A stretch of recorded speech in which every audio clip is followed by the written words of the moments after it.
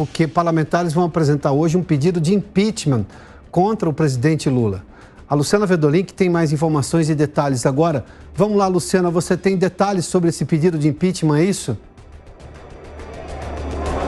É isso mesmo, Piotr. Um grupo de oposição, vários partidos, decidiu aí apresentar um pedido de impeachment do presidente Lula, argumentando que houve crime praticado por Lula por conta das críticas que foram feitas durante uma entrevista que ele concedeu a um veículo de comunicação, alegando querer vingança e atacando também o ex-juiz Sérgio Moro, hoje senador aqui da República. Até por conta disso, a oposição alega que não pode ficar aí inerte nesse momento. Por isso, vai ser apresentado esse novo pedido de impeachment do presidente Lula. E quem explica para a gente é o deputado Carlos Jordi, do PL do Rio de Janeiro. A gente tem a declaração.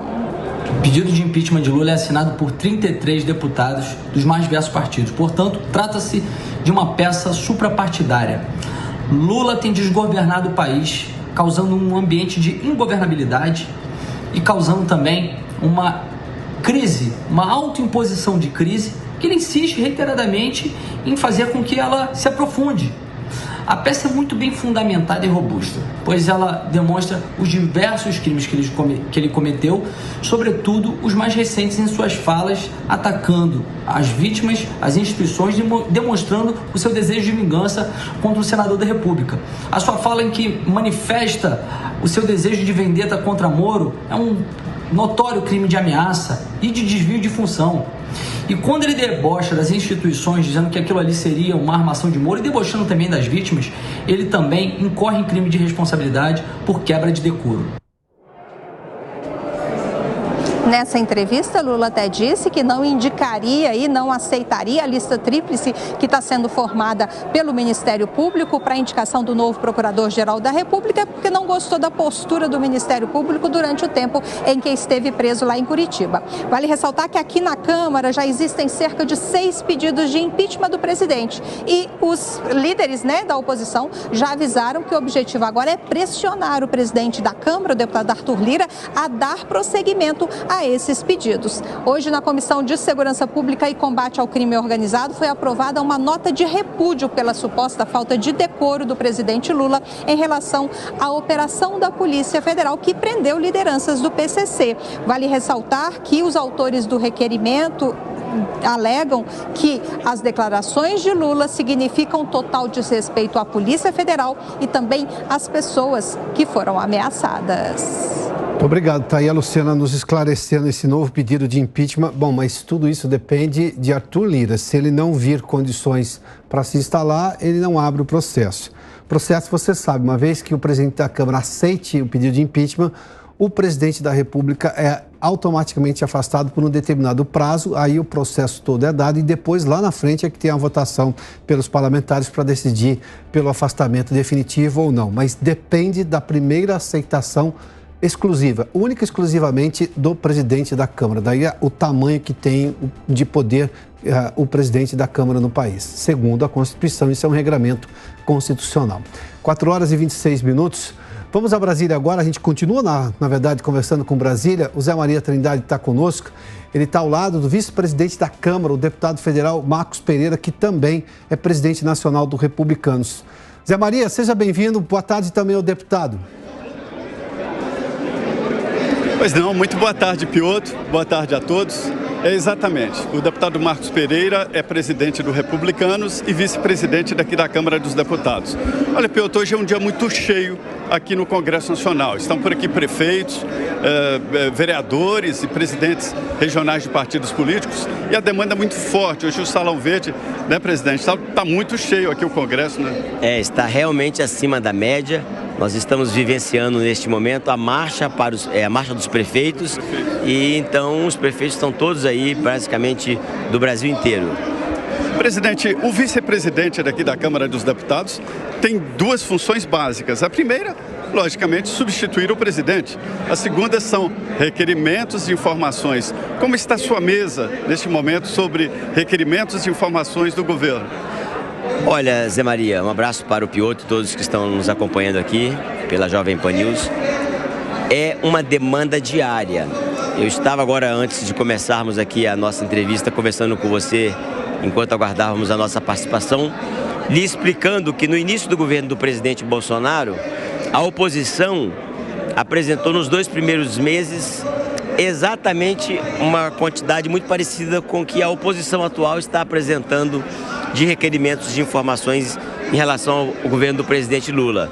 São quase 800 requerimentos de 1º de fevereiro até agora. Tem um alvo assim maior dos deputados? Não tem um alvo específico. Todos os ministros são alvos e são objetos de requerimento de informação. Quando, óbvio, acontece alguma coisa mais polêmica, isso acaba, obviamente, virando um alvo específico de muitos outros. Por exemplo, o ministro da Justiça, Flávio Dino, eu vejo que é um que sempre tem demandas para a pasta dele, até porque envolve questões da justiça, da segurança pública, principalmente. Tem uma bancada aqui da segurança pública que está fortalecida, que tem um número de deputados muito maior do que tinha na legislatura passada.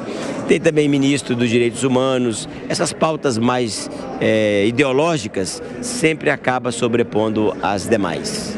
Deputado, a vice-presidência é responsável também por mudanças no regimento interno daqui da Câmara dos Deputados. Elabora projetos de resolução que naturalmente são votados num plenário.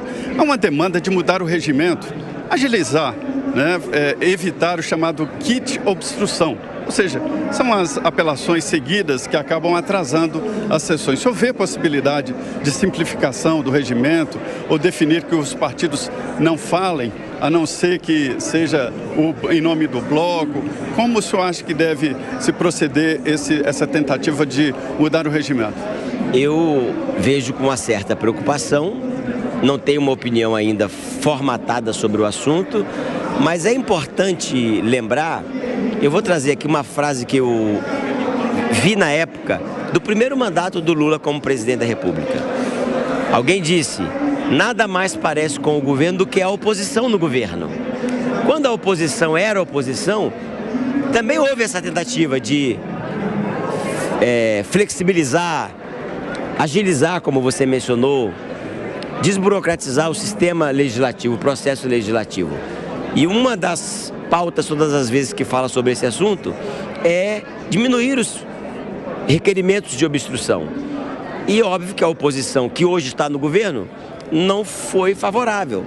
Agora acontece a mesma coisa, como aquela oposição hoje é governo, pensa-se em fazer isso. Então eu acho que a gente tem que discutir isso com muita parcimônia, com muita tranquilidade, com certa imparcialidade à mesa diretora, para que não possa atrapalhar o trabalho da oposição, que também é legítimo, como foi da atual situação que era oposição nos 4 anos passados. Um dos pontos do regimento na tentativa de mudança é sobre encaminhamento de CPI. E agora há inclusive a proposta de impeachment, né? Como é que o senhor vê esse processo aqui no Congresso Nacional? Todas as mudanças têm que ser muito amplamente debatidas, eu penso desta forma, porque senão daqui a pouco muda o governo novamente, entra um governo de um outro espectro político e vai se querer mudar tudo novamente. Eu não sou refratário a nenhuma mudança, desde que ela seja amplamente debatida e haja uma ampla maioria favorável. Zé. Piotr, você pode fazer a pergunta para o deputado que eu transmito, pois não? Tá, Zé Maria, agradeço uma vez mais o deputado Marcos Pereira por nos atender gentilmente aqui. Meu questionamento é justamente chegou mais um pedido de impeachment contra o presidente Lula.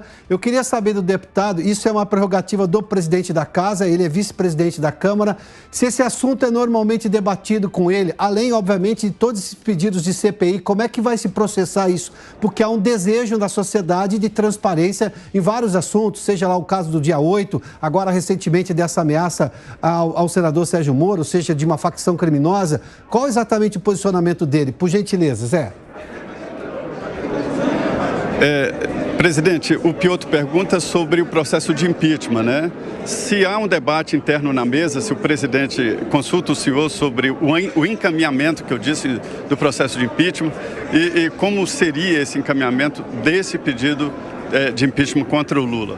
Olha, todo o processo de impeachment dá início com uma decisão pessoal solitária e individual do presidente da Câmara dos Deputados. Assim foram os dois processos que o nosso país vivenciou nesta recente democracia desde 88 para cá, que foi o impeachment do ex-presidente Collor e da ex-presidente Dilma.